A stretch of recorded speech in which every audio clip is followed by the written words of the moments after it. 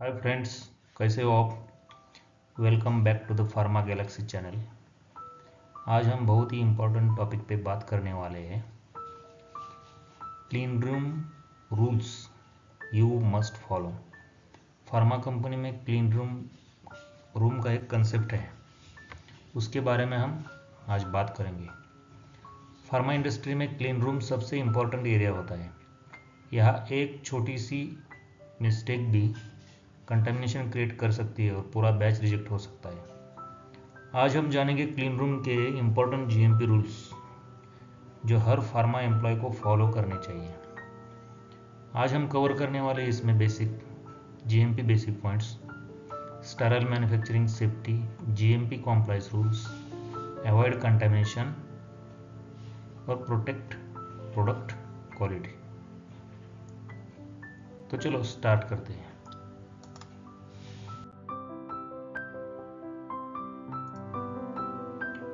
First देखते हैं what is clean room. Clean room क्या है? सब लोग बोलते हैं clean room controlled manufacturing area. एक कंट्रोल्ड मैन्युफैक्चरिंग एरिया है। इसमें डस्ट फ्री एनवायरनमेंट रहता है। Dust free environment, temperature and humidity control की जाती है। Used in sterile production, mainly ये स्टेराइल प्रोडक्शन में होता है, लेकिन हर एक फार्मा कंपनी में यह भी कंपलसरी हो गया है। Example, injectable medicine manufacturing area. वैसे टैबलेट, कैप्सूल सब अभी क्लीन रूम क्लासिफिकेशन में ही आते हैं।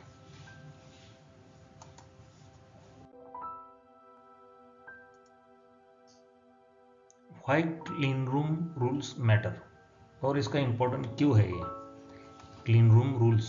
क्लीन रूम में जो रूल्स रहते हैं वो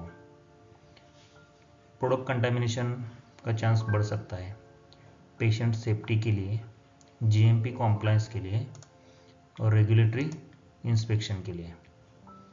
कंटामिनेशन हो गया तो बैच फेल्यूर ये फिक्स है, तो इसलिए ये रूल्स मैटर करते हैं। प्रोडक्ट कंटामिनेशन हो सकता है, पेशेंट की सेफ्टी पर आ सकता है, जीएमपी कॉम्प्लायंस है और रेगुलेटरी इंस्पेक्शन के लिए बहुत इंपॉर्टेंट है।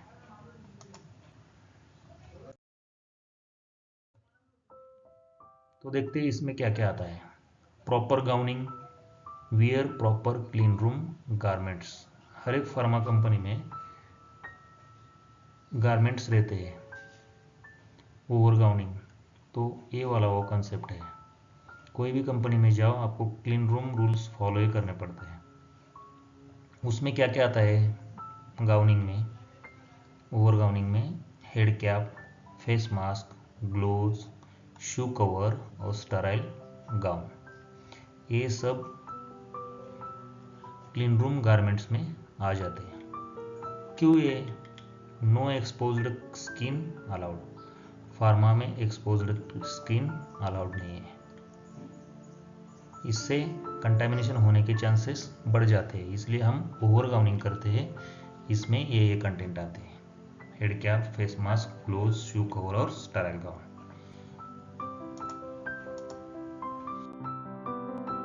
नेक्स्ट है hand sanitization, hand hygiene is mandatory. Hand sanitization is बहुत इंपॉर्टेंट है फार्मा इंडस्ट्री में। हैंड हाइजीन इज मैंडेटरी, ये मैंडेटरी भी है। Wash hands properly, use sanitizer frequently, avoid touching face, change damaged gloves. ये hygiene safety में आ जाते हैं, हमारे लिए भी और प्रोडक्ट के लिए भी। रियल एग्जांपल क्या है? Dirty gloves can contaminate sterile oil. अगर आपके डर्टी ग्लोव्स है, इधर उधर यूज किए हैं, तो कंटामिनेशन कर सकते हैं स्टेराइल ऑयल्स को। तो अभी हैंड सैनिटाइजेशन के लिए 70% आईपीए, आइसोप्रोपाइल अल्कोहल यूज किया जाता है। और स्टेरिलियम है, बाकी के भी है, लेकिन वो इम्पोर्टेंट माना जाता है सब जगह। नेक्स्ट है no jewellery allowed, remove personal items. Pharma industry में ज्वेलरी पहनना भी अलाउड नहीं है। और रिमूव पर्सनल आइटम्स, तो वो जो आप जो ज्वेलरी पहन के आए हो, पर्सनल आइटम्स है, उसके लिए अलग लॉकर दिया रहता है, उसमें आप रख सकते हैं। उसमें क्या क्या आता है, no rings, no watches, no earrings, no mobile phones, ये आपके पर्सनल आइटम में और ज्वेलरी में आ जाते हैं। रीज़न क्या है, particles and microbe spread easily, ये जो पहनते आप इससे ईजिली माइक्रो ऑर्गेनिज्म स्प्रेड होने के चांसेस है। तो ये भी एक क्लीन रूम रूल्स में आ जाता है।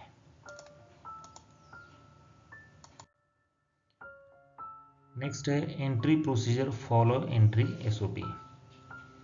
Air shower, air curtains entry, जो फर्स्ट डोर रहता है कंपनी के अंदर, आप एंटर कर रहे हैं कोई भी एरिया में, तो उधर एयर शॉवर रहता है, एयर कर्टन्स उसको बोलते हो।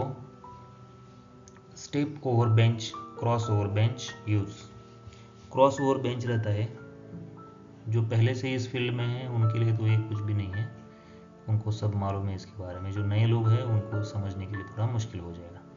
स्टेप ओवर बेंच क्या है, वो बीच में एक बेंच रहता है जो हम एक एरिया क्रॉस करके दूसरे एरिया में एंटर कर सकते हैं। तो गारमेंट चेंजिंग सीक्वेंस, वैसे ही क्रॉस ओवर करके आपको गारमेंट चेंजिंग का सीक्वेंस दिया जाता है, वैसे आपको सीक्वेंस फॉलो करना पड़ता है।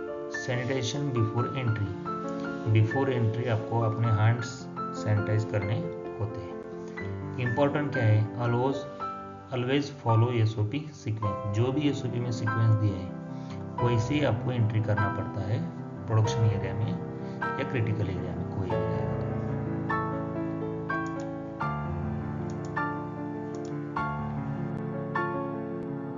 नेक्स्ट है movement inside clean room, move carefully, walk slowly, avoid unnecessary movement, no running, minimize talking, ये भी movement inside clean room rule है।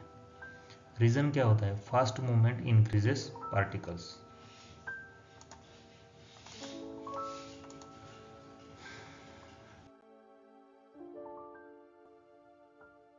नेक्स्ट है material transfer rules, material handling rules, material जो भी ट्रांसफर करने का एक एरिया से दूसरे एरिया में, और उसका हैंडलिंग, मटेरियल हैंडलिंग, उसके भी रूल्स रहते हैं। उसमें क्या क्या आ जाता है, यूज पास बॉक्स, अनक्लासिफाइड एरिया से क्लासिफाइड एरिया में जाने के लिए एक पास बॉक्स रहता है, विंडो टाइप, उसमें से मटेरियल पास करना होता है।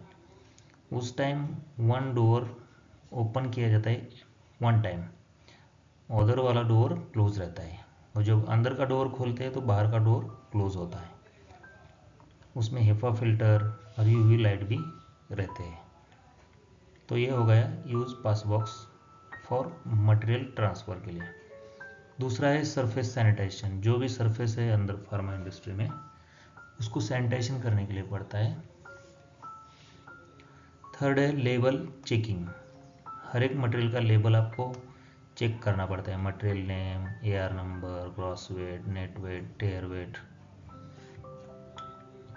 क्लोज्ड कंटेनर्स ओनली, जो भी कंटेनर क्लोज, मतलब कोई भी कंटेनर है उसको क्लोज कंडीशन में ही रहना चाहिए। Raw material transfer to sterile area, एक एग्जांपल है।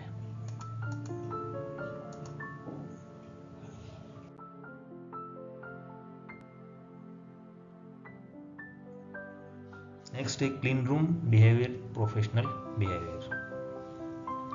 Clean room behaviour, clean room में क्या क्या अलाउड नहीं है, no eating, no drinking, no sneezing openly, no touching equipment unnecessarily.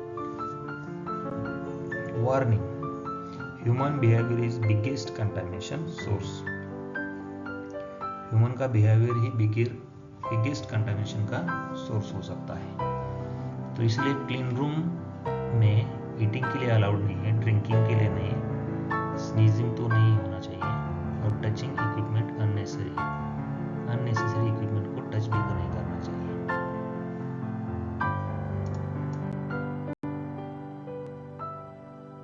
तो नेक्स्ट है क्लीनिंग एंड डिसइंफेक्टेंट।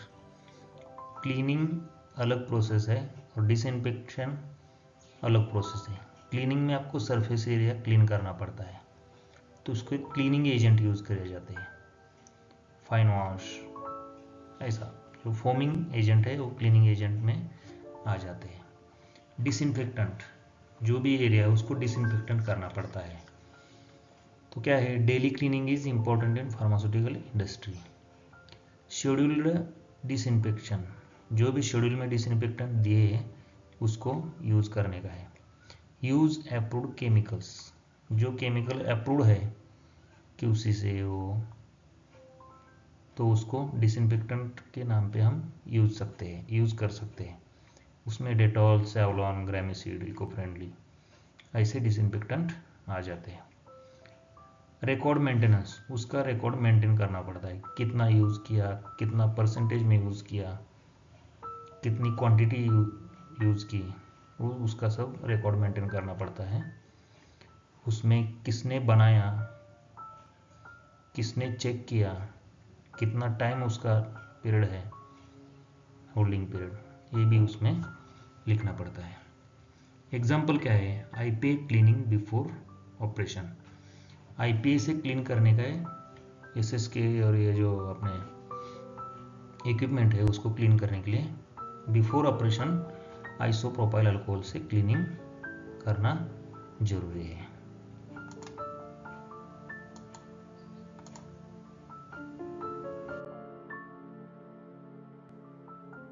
नेक्स्ट है दोस्तों environmental monitoring. Environment monitoring, particle monitoring, microwell testing, pressure differential area का चेक करने का, टेम्परेचर मॉनिटरिंग, एरिया में temperature RH कितना है वो मॉनिटरिंग रहता है, और बाकी के टेस्ट है वो एज पर शेड्यूल परफॉर्म किए जाते हैं। तो पर्पस क्या है, ensure clean room compliance, clean room compliance होना है।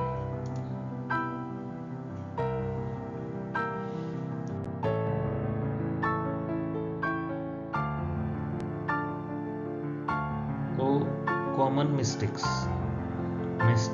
दैट कॉज कंटामिनेशन, कौन सी ऐसी मिस्टेक्स है जो कंटामिनेशन के चांस बढ़ा सकती है।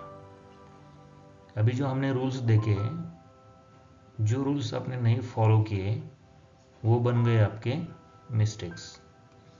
अभी वही है, क्या क्या होगा अगर क्लीन रूम्स फॉलो नहीं किए तो, इम्प्रॉपर गाउनिंग किया नहीं, touching face, talking too much, wrong material transfer, ये SOP वायलेशंस, ये common mistakes that causes contamination. One mistake can destroy entire batch, आपकी एक मिस्टेक पूरा बैच डिस्ट्रॉय कर सकती है। इसीलिए क्लीन रूम रूल्स फॉलो करना बहुत जरूरी है।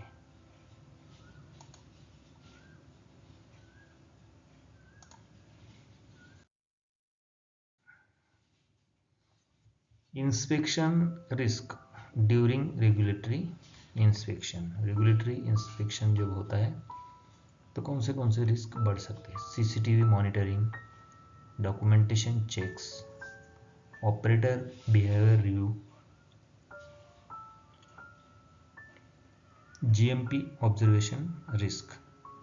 एग्जाम्पल क्या है, US FDA ने वार्निंग लेटर दिया, क्यों, poor clean room particles, clean room में उनको पार्टिकल्स मिले, इसलिए US FDA ने वार्निंग लेटर्स दिया।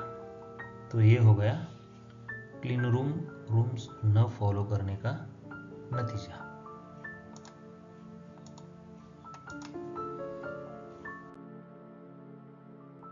फाइनल कंक्लूजन में क्या आता है, clean room discipline is equal to product safety. आपने क्लीन रूम्स डिसिप्लिन किया तो प्रोडक्ट सेफ्टी बढ़ती है। इसीलिए follow SOP strictly, maintain hygiene, respect GMP rules, patient safety comes first. Clean room में डिसिप्लिन नहीं है तो फार्मा करियर रिस्क में है।